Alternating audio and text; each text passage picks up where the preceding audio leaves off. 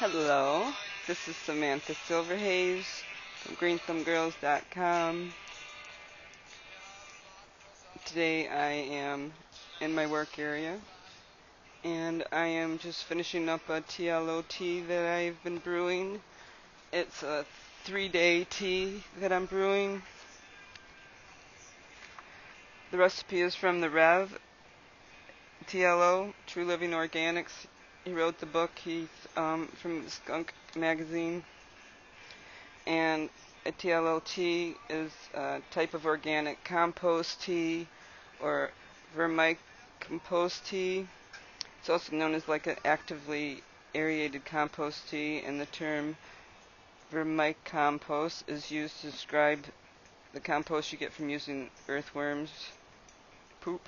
As the final product will contain matter as well as vermicast, otherwise known as worm castings. I don't have my own earthworm farm. I would like to, and I think about getting a little bin started with some. But the earthworm castings, they're just teeming with life, like huge populations of bacteria, fungi, protozoa, nematoids, and also a bunch of like mini life, like soil mites, and of course worms and their eggs that will hatch if the conditions are right. And the tea is just some earthworm castings or compost too that's rich with microbial life and is then bubbled into an organic solution of mostly water and some nutrients such as molasses and fish fertilizer that are added to promote a population explosion in the bubbling organic tea. I use a fairly inexpensive air pump and tubing, and I use 2 air stones. The tea that I'm using right now is a all-purpose tea. Felt that my plants needed an all-around boost. I'll show you what I used to make it.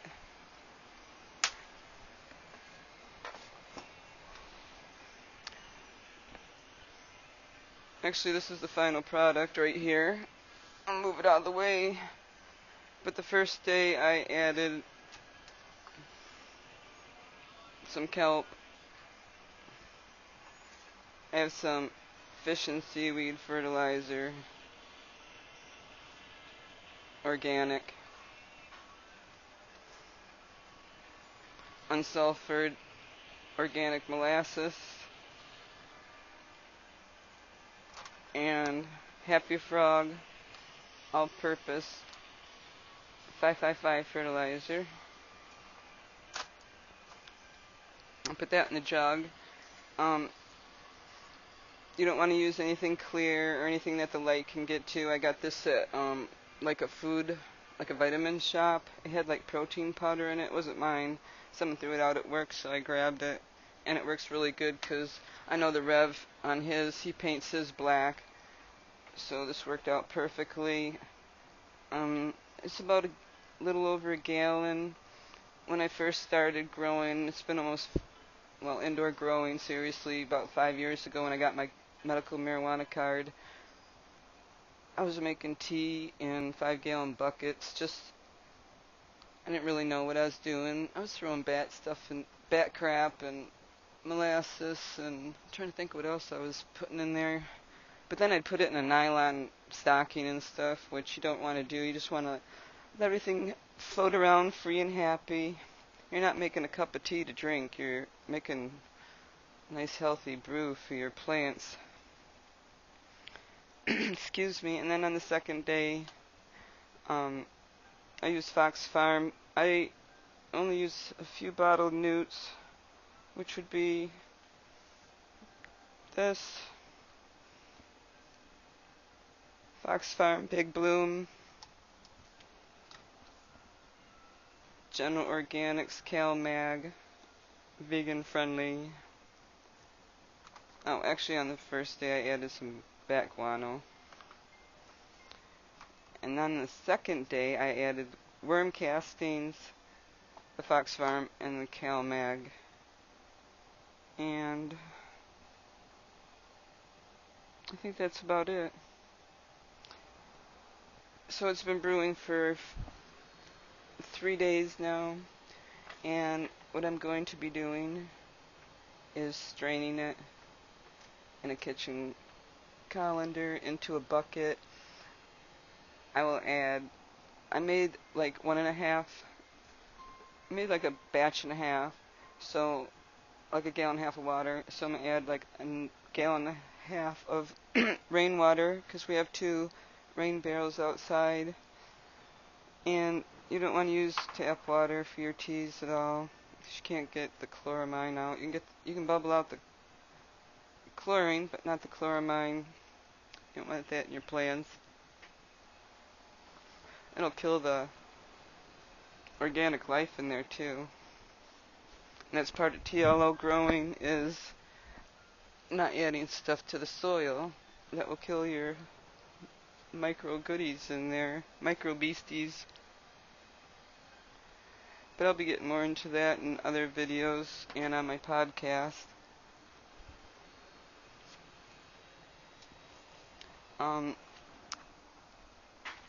I also use a pan underneath,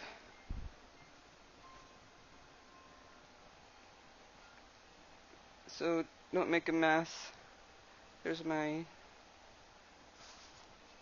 bubblers, and that's my pump right here.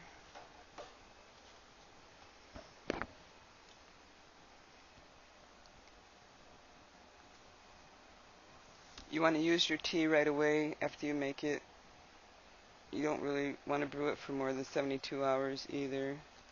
You want to brew it at a temperature of 70 to 80 degrees. And keep it away from light. I have a lid for mine. I just go over here, cut a hole in the top of the lid, keep the light out, but the light's usually out here. Light's usually off here anyway. I also did add a little bit of mycorrhizae fungus to my tea too.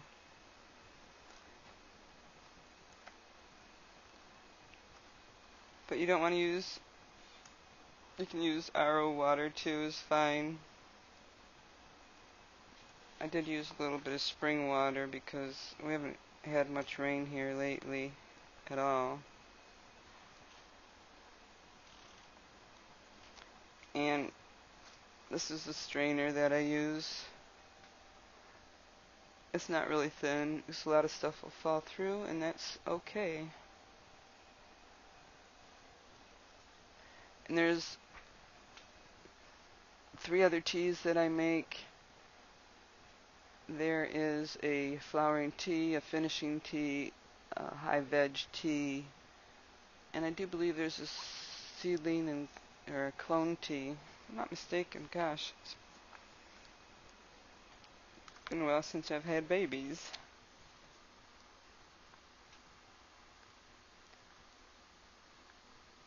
Another thing for your tea is you want to make sure that you stir it every time before you water another plant with it.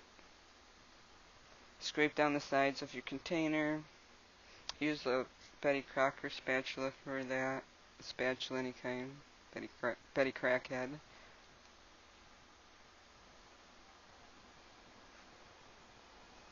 And I'm going to be giving them their food here very quickly. I watered about an hour ago because I water twice. I water 2 times. The first time I water just a little bit, runs out. It gets rid of all the air pockets and stuff, and this is how you save money too, is because then when you give them the food, it's already water in there, so it's not just going to drain all out the bottom. So you use less. and that's good in more ways than one.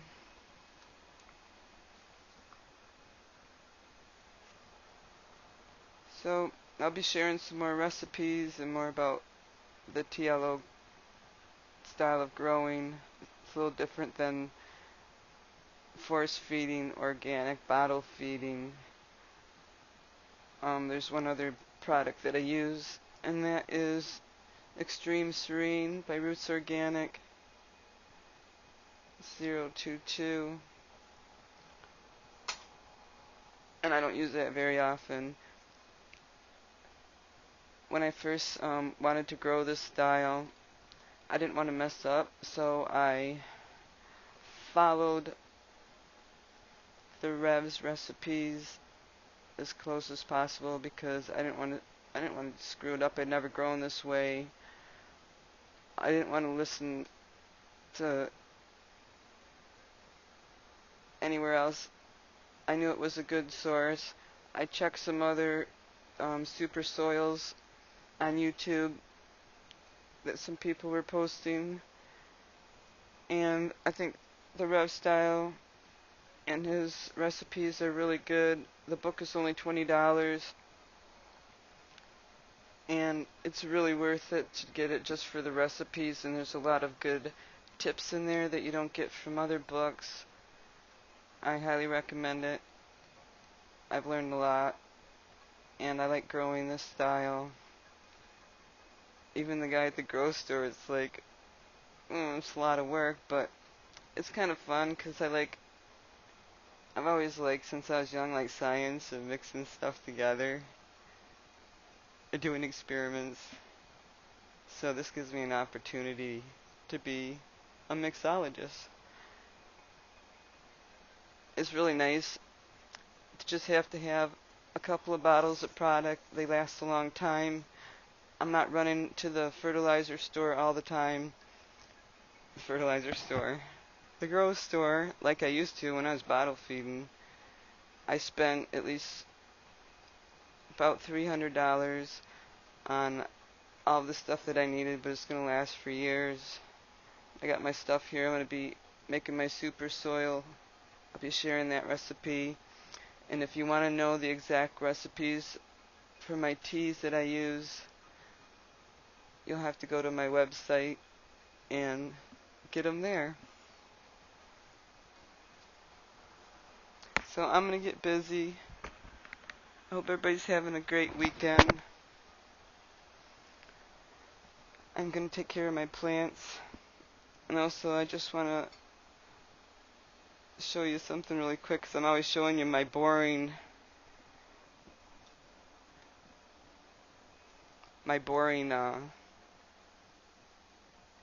concentrates that they're for myself, so I just want to have them around so I don't stick up my tables. It's better than those green mesh things, but this is one of mine, and I don't know if you can see that it's etched 710 on there. They're really cool. I love having them. I have them like places where I smoke around the house, and this happens to be one of them. So they're on my Etsy store. You could have this and a matching jar, 710 on there. I got a lot of dab decals too, so make sure you check it out at Etsy, Under Grey Thumb Girls, and my website. I'm gonna get going. Everybody take care. Peace out, and keep her lit. Puff puff pass.